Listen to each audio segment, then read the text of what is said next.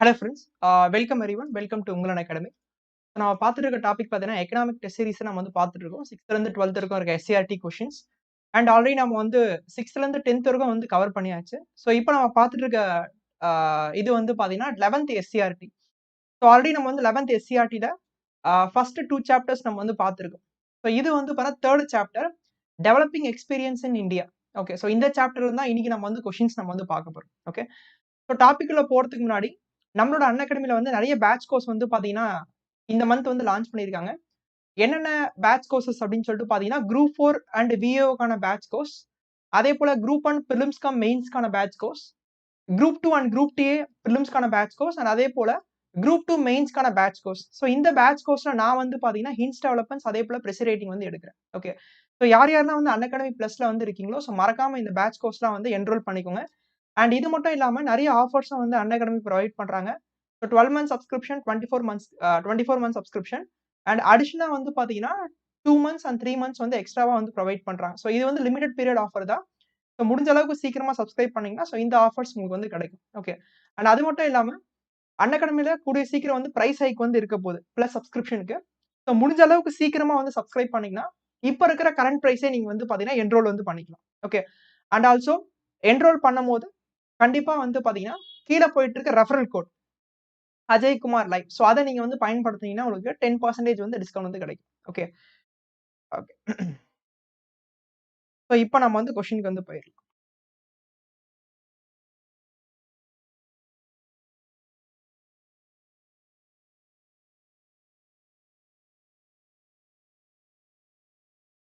Okay, so first question. So live பார்த்துட்டு இருந்தீங்கன்னா answer போடலாம் பாருங்க. Consider the following. ஒரு 3 ஸ்டேட்மெண்ட் வந்து கொடுத்துருக்காங்க. எது வந்து தவறான கூற்று அப்படின்னு சொல்லிட்டு கேட்டிருக்காங்க. Okay, the year 1991 is an important landmark in the Indian history of post independence India.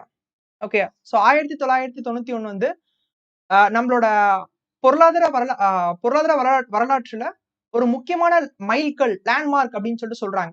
Okay, second statement வந்து பாத்தீங்கன்னா country went through a severe economic crisis in the form of serious balance of payment. Second statement. Third statement வந்து பாத்தீங்கன்னா Indian economy responded to the crisis by introducing a set of policies known as economic reforms. So கொடுத்திருக்க 3 ஸ்டேட்மெண்ட்ல எது வந்து incorrect?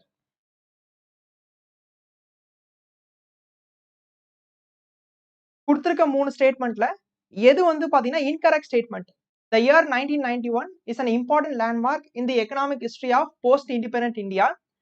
The country went through a severe economic crisis in the form of serious balance of payment. Indian economy responded to the crisis by introducing a set of policies known as economic reforms. So கொடுத்திருக்க 3 ஸ்டேட்மெண்ட்ல எது வந்து தவறான கூற்று? So live பார்த்துட்டு இருந்தீங்கன்னா answer போடலாம் பாருங்க. Okay, so answer option B. ஓகேவா, ஆக்சுவலா வந்து ஸ்ட்ரக்சரல் ரிஃபார்ம்ஸ் அப்படின்னு சொல்லிட்டு சொல்றாங்க. ஸோ 1991ல சில எக்கனாமிக் ரிஃபார்ம்ஸ் நம்ம வந்து கொண்டு வருவோம். ஸோ அதுல வந்து நம்ம ரெண்டா வந்து பிரிக்கலாம். ஒன்னு வந்து பாத்தீங்கன்னா ஸ்ட்ரக்சரல் ரிஃபார்ம்ஸ் அப்படின்னு சொல்லிட்டு சொல்றாங்க. ஸோ ஸ்ட்ரக்சரல் ரிஃபார்ம்ஸ்னா அடிப்படையா வந்து பாத்தீங்கன்னா நம்மளோட பொருளாதார இதுவே வந்து சேஞ்ச் பண்றது. ஸோ அதை நம்ம வந்து ஸ்ட்ரக்சரல் ரிஃபார்ம்ஸ் அப்படின்னு சொல்லிட்டு சொல்றோம். அண்ட் அதே போல சில ஷார்ட் டேர்ம் மெஷர்ஸும் நம்ம வந்து எடுத்திருப்போம். ஓகே, ஸோ இங்க கொடுத்துருக்காங்க பாருங்க. அந்த சாப்டர்ல ஃபர்ஸ்ட் பேராகிராஃப்லயே வந்து இருக்கும். Okay, so Indian economy responded to the crisis by introducing a set of policies known as structural reforms. So அடிப்படை சில சேஞ்சஸ் வந்து பாத்தீங்கன்னா பண்ணிருப்பாங்க. ஓகே, ஸோ அதான் நம்ம என்னன்னு சொல்றோம், எல்பிஜி ரிஃபார்ம்ஸ் அப்படின்னு சொல்லிட்டு சொல்றோம். அதாவது லிபரலைசேஷன், பிரைவேடைசேஷன் அண்ட் குளோபலைசேஷன் அப்படின்னு சொல்லிட்டு சொல்றோம். Okay, so 1991 is an important landmark in the economic history of post independent India. And the country went through a severe economic crisis in the form of serious balance of payment. Okay, so India வந்து பாருங்க ஒரு balance of பேமெண்ட்ல வந்து மாட்டிப்பாங்க. So that அதுக்காக வந்து சில structural ரிஃபார்ம்ஸ்லாம் வந்து எடுப்பாங்க. ஓகே, நோட் பண்ணிக்கோங்க. அடுத்தது, identify the incorrect regarding pillars of new economic policy. எது வந்து இன்கரெக்ட் இதுல?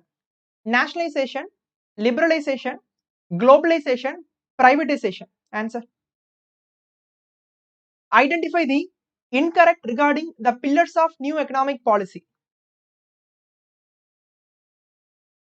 Identify the incorrect regarding the pillars of new economic policy. Nationalization, liberalization, globalization, privatization. So answer போடலாம் பாருங்க. Identify the incorrect regarding the pillars of new economic policy. Nationalization, liberalization, globalization, privatization.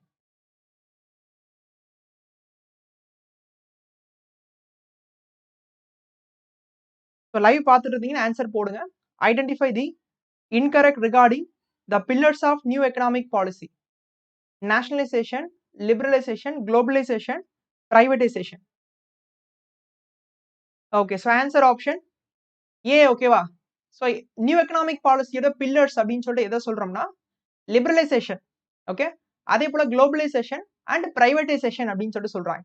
Okay, so liberalization, globalization and privatization is the pillars of new economic policy. Okay, next, foreign direct investment and foreign portfolio investment is the measure towards nationalization, liberalization, privatization, globalization. Foreign direct investment and foreign portfolio investment is a measure towards nationalization, liberalization, privatization, இல்ல globalization. Foreign direct investment and foreign portfolio investment is a measure towards nationalization, liberalization, privatization, globalization.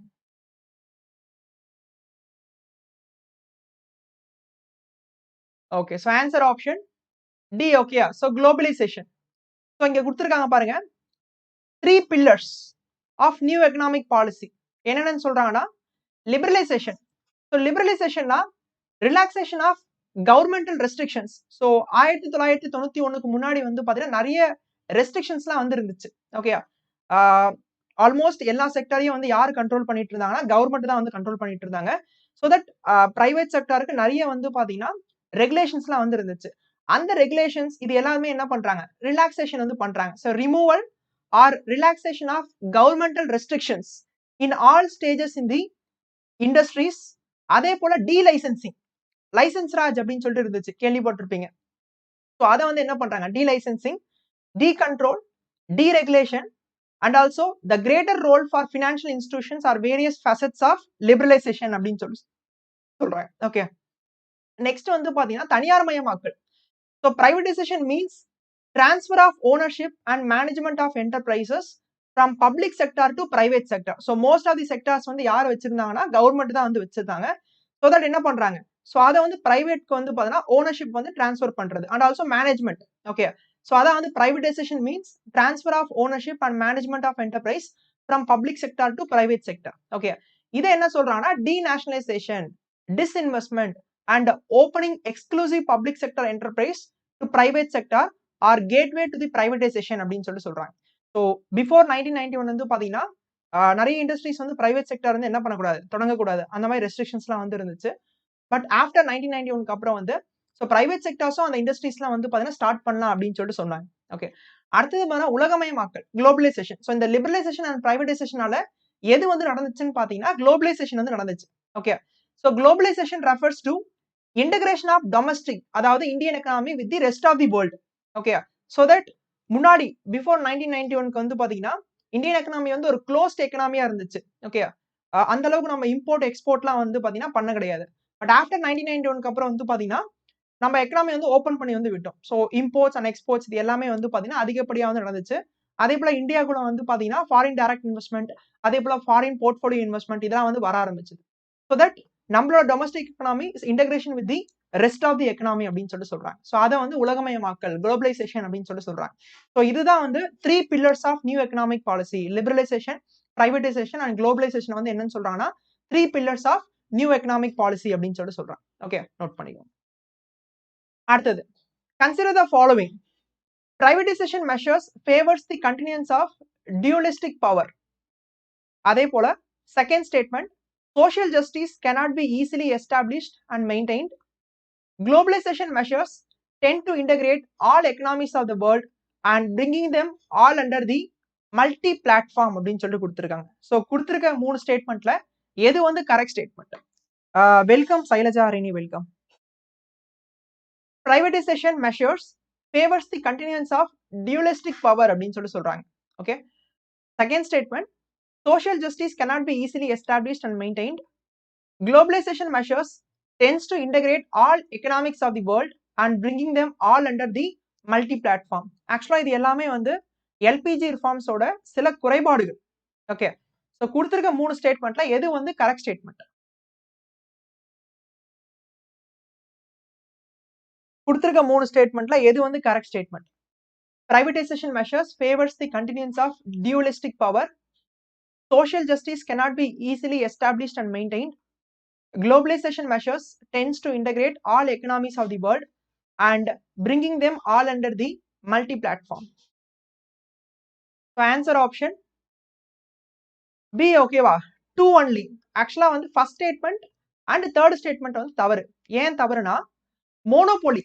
Okay. So privatisation measures favours the continuance of monopoly power. மோனோபோலினா ஒருத்தர் மட்டுமே வந்து பார்த்தா control பண்றது. Okay.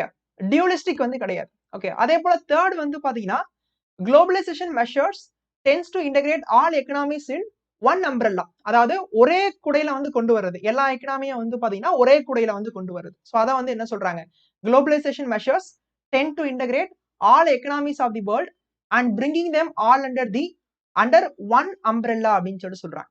Okay. So அங்க வந்து multi platform அப்படின்னு சொல்லி கொடுத்துருக்காங்க. ஸோ அது வந்து தவறு. Under one umbrella. Okay. So answer option B 2 only. Okay. So இங்க கொடுத்துருக்காங்க பாருங்க, privatization measures favors the continuance of monopoly power. Okay, only the powerful people can sustain in the business market and social justice cannot be easily established and maintained. Okay, இது வந்து ஒரு கிரிட்டிசிசமா வந்து சொல்றாங்க. Okay. So நம்ம new economic பாலிசியோட one of the கிரிட்டிசிசமா வந்து இதை சொல்றாங்க. Okay.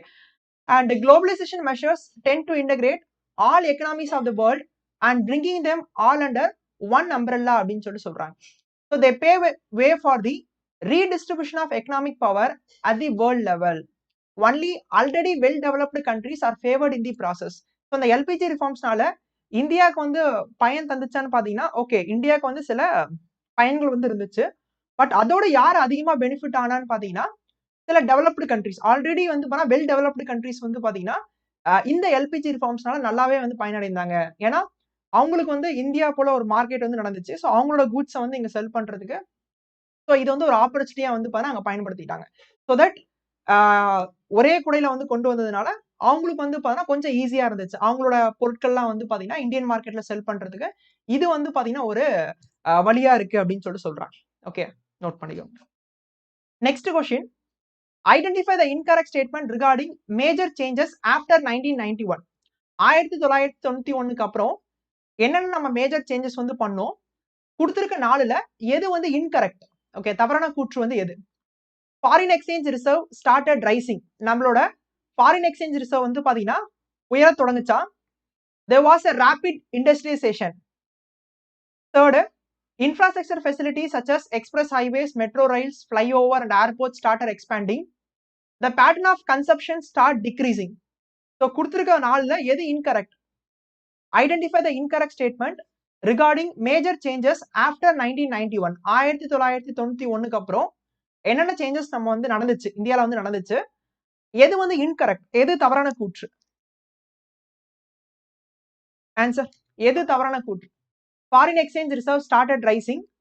There was a rapid industrialization. Infrastructure facilities such as express highways, metro rails, flyovers and airports start expanding. The pattern of consumption start decreasing.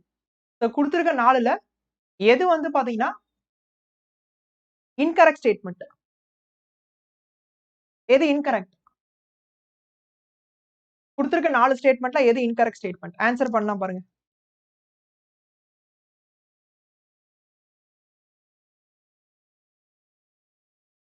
Okay, so answer option D ஓகேவா. So pattern of consumption start decreasing கொடுத்துருக்காங்க, ஆக்சுவலா increasing. So consumption வந்து அதிகமாக தொடங்குச்சு. Okay, pattern of consumption start increasing. Okay, so அவங்க வந்து decreasing அப்படின்னு சொல்லிட்டு கொடுத்துருக்காங்க. ஸோ அது வந்து தவறு, ஸ்டார்ட் இன்க்ரீசிங். ஓகே, ஸோ கொடுத்துருக்காங்க பாருங்க, what are the major changes அப்படின்னு சொல்லிட்டு பாத்தீங்கன்னா, ஃபர்ஸ்ட் நம்மளோட ஃபாரின் எக்ஸ்சேஞ்ச் ரிசர்வ் வந்து உயர தொடங்குச்சு. Okay, and there was a rapid industrialization. The pattern of consumption start improving. Okay, the pattern of consumption start improving.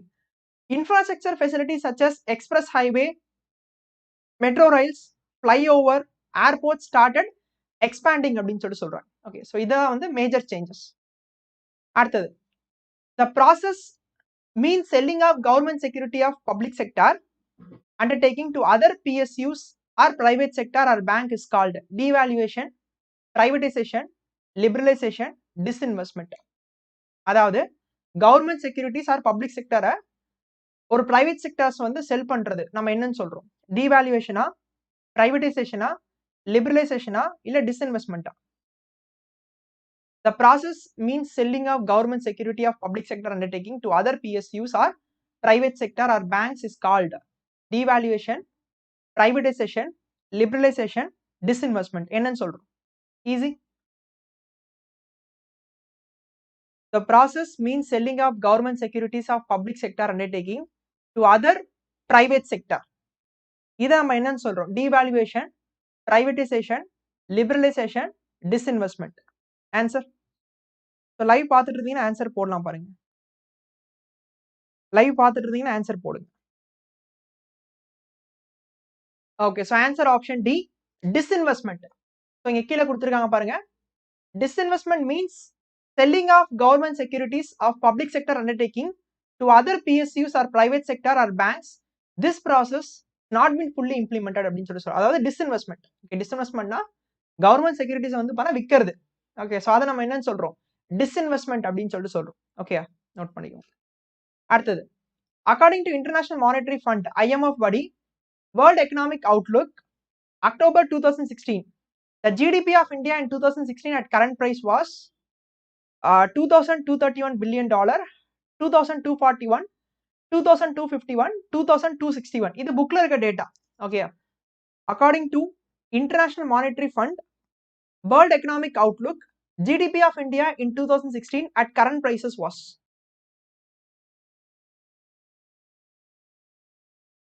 Answer. According to International Monetary Fund, World Economic Outlook, GDP of India in 2016 at current price was. இது புக்ல இருக்க data தான், நான் எதுவும் change பண்ணல, புக்ல இருக்க data. Answer. சரி, ஓகே. ஸோ இந்த சாப்டர் போய் படிங்க. ஓகேவா? 11th SCRT 3rd சாப்டர், அதாவது 7th 8th 9th சாப்டர்ல வந்து வரும், டெவலப்மெண்ட் எக்ஸ்பீரியன்சஸ் இந்தியா அப்படின்னு சொல்லிட்டு வரும். ஸோ அந்த சாப்டர் போய் படிங்க. Okay, so answer option C, 2,251 billion. Okay, so இங்க கொடுத்துருக்காங்க பாருங்க. According to IMF world economic outlook படி 2016 இந்தியாவோட ஜிடிபி வந்து பார்த்தா $2,251 billion. Okay, and India contributes 2.99 of total world GDP இந்த எக்ஸ்சேஞ்ச் ரேட் பேசிஸ் அப்படின்னு சொல்லிட்டு சொல்றாங்க. Okay, and India was now 7th largest economy of the world. 2016 India வந்து 7th largest economy அப்படின்னு சொல்லிட்டு சொல்றாங்க.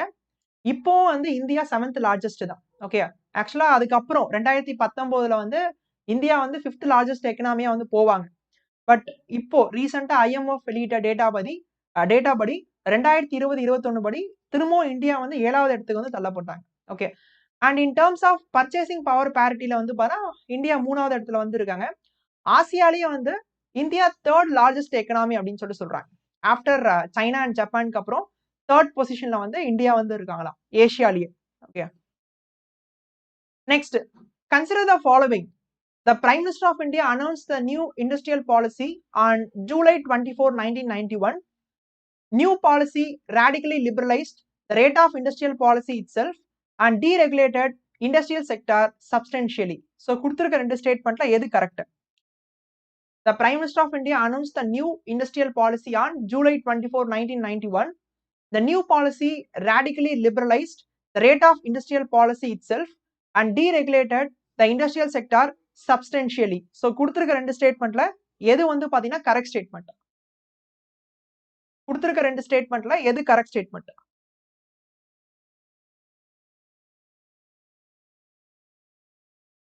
கொடுத்திருக்க ரெண்டு ஸ்டேட்மெண்ட்ல எது correct statement?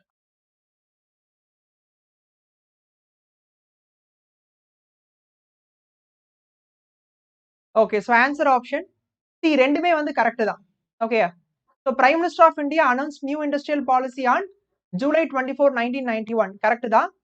The new policy radically liberalized the industrial policy itself and deregulated the industrial sector substantially. Okay, so ரெண்டுமே வந்து கரெக்ட் தான். Answer option C, both. அடுத்தது, which category does these provisions belongs to? Licensing restricted to alcohol, defense, emergency, railway for public sector, large scale privatization, disinvestment, market allowed to domain policy. So கொடுத்திருக்க மூணுல இதெல்லாம் எப்ப நடைபெற்றது? After 1991, before 1991, after 1985, before 1985.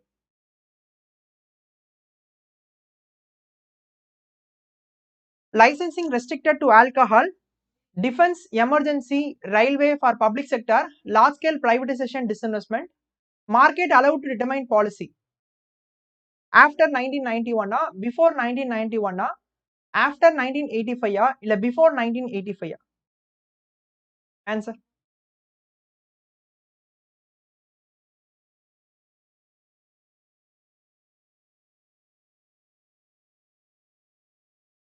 Super. So answer option A, after 1991. So bookலயே வந்து கொடுத்திருப்பாங்க, industrial deregulation அப்படின்னு சொல்லி போட்டிருப்பாங்க. Before 1991, after 1991. பிஃபோர் 1991 வந்து பாத்தீங்கன்னா industrial licensing for all commodities. அதே போல private sector not allowed in many industries, control on price fixation and distribution. இது வந்து பிஃபோர் 1991. ஆஃப்டர் 1991 அப்புறம் பாத்தீங்கன்னா licensing restricted to alcohol and drugs etcetera. So சிலது மட்டும் தான் வந்து பாருங்க லைசன்சிங் வந்து வச்சிருந்தாங்க. பட் மோஸ்ட்லி எல்லா இதுக்கும் வந்து என்ன பண்ணிட்டாங்க, ஸோ அந்த லைசன்சிங் இது வந்து எடுத்துட்டாங்க. Okay, only defence, energy, railway for public sector, large scale privatisation and disinvestment happens, market allowed to determine the prices. Okay, so முன்னாடி வந்து தெர் இஸ் ரெஸ்ட்ரிக்ஷன்ஸ், அதே போல கவர்மெண்ட் கண்ட்ரோல் வந்து இருந்துச்சு. அண்ட் ஆஃப்டர் 1991 அப்புறம் வந்து market allowed to determine the prices. Okay, note பண்ணிக்கோங்க. சரி, ஓகே. ஸோ இதுக்கப்புறம் சில எக்ஸ்ட்ரா கொஷின்ஸ் இருக்கு, previous year questions. So previous year questions நம்ம வந்து பார்க்கலாம். Okay, liberalization, privatization, globalization model of development was introduced in the year. தாராள மையம், தனியார் மையம் மற்றும் உலக மையம் மாதிரி வளர்ச்சியை துவங்கிய ஆண்டு 1985, 1987, 1990, 1991. இது வந்து previous year question. Liberalization, privatization, globalization model of development was introduced in the year. Answer. Liberalization, privatization and globalization model of development was introduced in the year 1985, 1987, 1990, 1991. எப்போ? Easy.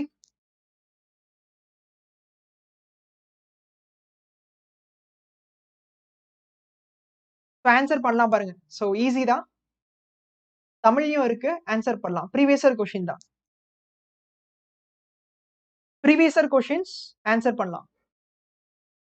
So answer option D. ஓகேவா? 1991 liberalization, privatization, globalization model of development was introduced in the year 1991. Super. Next, which are the following measures have been taken to attain the aims of new industrial policy? கீழ்கண்டவற்றுள் புதிய தொழிற்கொள்கையை நோக்கங்களை அடைவதற்கு மேற்கொள்ளப்பட்ட முறைகள் யாவை? Industrial licensing, தொழில் உரிமம், foreign investment அயல்நாட்டு முதலீடு, ஃபாரின் ட்ரேட் பாலிசி அயல்நாட்டு வாணிப கொள்கை, பப்ளிக் செக்டார் மேனேஜ்மெண்ட் பொதுத்துறை நிர்வாகம். ஸோ கொடுத்துருக்க நாலுல எதுலாம் வந்து வரும்? ஆப்ஷன் ஏ வந்து 1 and 4, ஆப்ஷன் பி வந்து 2 and 3, ஆப்ஷன் சி வந்து 1, 2 and 4 அண்ட் ஆப்ஷன் டி வந்து all the above. Which are the following measures have been taken to attain aims of new industrial policy? Industrial licensing, foreign investment, foreign trade policy, public sector management.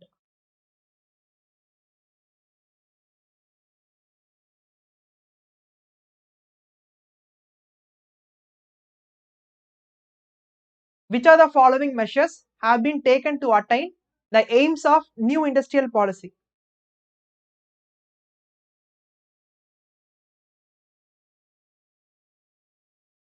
Answer. இப்பதான் பார்த்தோமே. So answer option C. Okay, 1, 2, 1, 4. அதாவது industrial licensing, foreign investment, and then public sector management அப்படின்னு சொல்லிட்டு சொல்றாங்க. Okay, 1991ல new industrial policy, அதாவது economic crisis வந்து ஏற்பட்டிருக்கும்.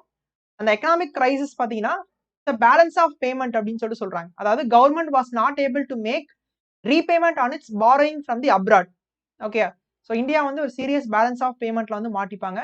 ஸோ ஃபாரின் எக்ஸ்சேஞ்ச் ரிசர்வ் வந்து பாத்தீங்கன்னா கீழே வந்து போயிடும், சுத்தமா நம்ம கிட்ட வந்து பாத்தீங்கன்னா இருக்காது. Okay, which we generally maintain to import petrol or other imported product is not sufficient for the fortnight.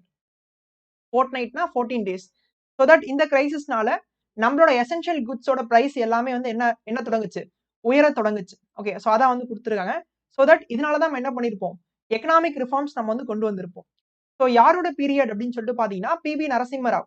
Okay, அப்போதைய ஃபினான்ஸ் மினிஸ்டரா வந்து யார் இருந்திருப்பாங்க அப்படின்னு சொல்லிட்டு பாத்தீங்கன்னா டாக்டர் மன்மோகன் சிங் வந்து இருந்திருப்பாங்க. ஸோ 1991 இந்த ரிஃபார்ம்ஸ்ல வந்து பாத்தீங்கன்னா ரெண்டு வந்து இருக்கு. ஒன்னு வந்து ஸ்ட்ரக்சரல் ரிஃபார்ம், இன்னொன்னு ஸ்டெபிலைசேஷன் மெஷர்ஸ் அப்படின்னு சொல்லி சொல்றாங்க. ஸ்ட்ரக்சரல் ரிஃபார்ம்ஸ் தான் பிரைவேடைசேஷன், லிபரலைசேஷன், குளோபலைசேஷன். ஸோ இந்த மெஷர்ஸ் தான் நம்ம என்னன்னு சொல்றோம், இட்ஸ் அ ஸ்ட்ரக்சரல் ரிஃபார்ம் அப்படின்னு சொல்லி சொல்றோம். இதுல லிபரலைசேஷன்ல என்னென்ன மெஷர்ஸ்லாம் எடுத்திருப்போம்னா deregulation, financial sector reforms, tax reforms, forex reforms, trade policy அப்படின்னு சொல்லிட்டு சில ரிஃபார்ம்ஸ் நம்ம வந்து மேக் பண்ணியிருப்போம். அதே போல ஸ்டெபிலைசேஷன் மெஷர்ஸ்னா சில ஷார்ட் டேர்ம் மெஷர்ஸ் நம்ம வந்து எடுத்திருப்போம். ஓகே, ஷார்ட் டேர்ம்ல வந்து பார்த்தா திரும்பியும் நம்ம எக்கனாமியை வந்து பழையபடியை கொண்டு வரதுக்கு சில மெஷர்ஸ் தான் வந்து எடுத்திருப்போம். ஸோ அதான் வந்து ஸ்டெபிலைசேஷன் மெஷர்ஸ் அப்படின்னு சொல்லி சொல்றாங்க. ஓகே, நோட் பண்ணிக்கோங்க, வெரி இம்பார்ட்டன்ட். ஓகே, முடிஞ்ச அந்த சாப்டர் போய் படிங்க. ஸோ நெக்ஸ்ட் வந்து பாத்தீங்கன்னா expenditure on defence, interest payment on public டெப்ட். ராணுவம் மற்றும் பொது கடனுக்கான வட்டி செலுத்துதல் டேஷ் ஆகும். வளர்ச்சிக்கான செலவு, வளர்ச்சியற்ற செலவு, திட்டமிட்ட செலவு, திட்டமிடா செலவு. Answer. Expenditure on defence, interest payment on public டெப்ட், development expenditure, non development expenditure, planned expenditure, unplanned expenditure. என்னன்னு சொல்றோம்?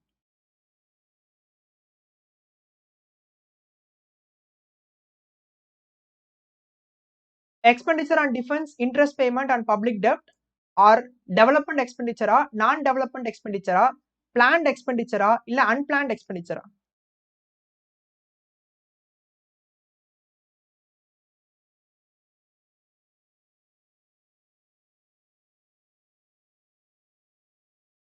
So answer option B, non-development expenditure. So expenditure on defense, interest payment on public debt வந்து பாத்தீங்கன்னா it's a non-development expenditure அப்படின்னு சொல்லி சொல்றோம். So public expenditureலயே development expenditure, non-development expenditure. So development expenditure வந்து பாத்தீங்கன்னா வளர்ச்சிக்கான செலவு வந்து பாத்தீங்கன்னா education, health, industry expenditure அப்படின்னு சொல்லி சொல்றாங்க. ஓகே, ஸோ நோட் பண்ணிக்கோங்க. சரி, ஓகே, ஸோ நீ கொஸ்டின் நம்ம வந்து முடிச்சுக்கலாம்.